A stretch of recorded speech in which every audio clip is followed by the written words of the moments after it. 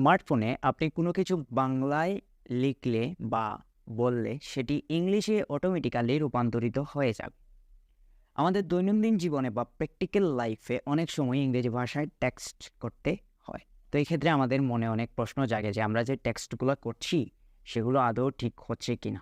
তো এর একটি ছোট্ট সমাধান রয়েছে, সেটি কি? সেটি হচ্ছে আপনি আপনার ফোনে যদি Gboard অ্যাপটি ইনস্টল করে রাখেন, করে ব্যবহার করেন, তাহলে আপনার দৈনন্দিন জীবনে কথা বলার বা টেক্সট করার ক্ষেত্রে কোনো প্রকার সমস্যায় পড়তে হবে না।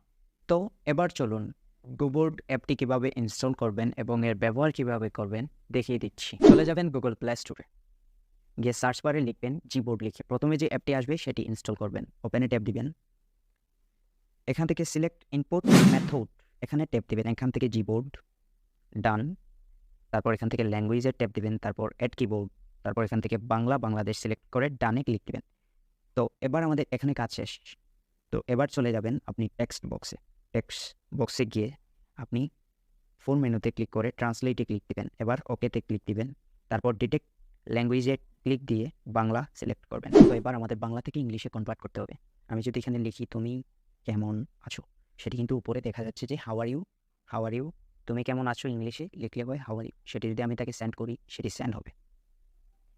তো এইভাবে গাইস আপনি ইংলিশ থেকে বাংলায় অথবা বাংলা থেকে ইংলিশে যে কোনো ওয়ার্ডকে কনভার্ট করতে পারেন।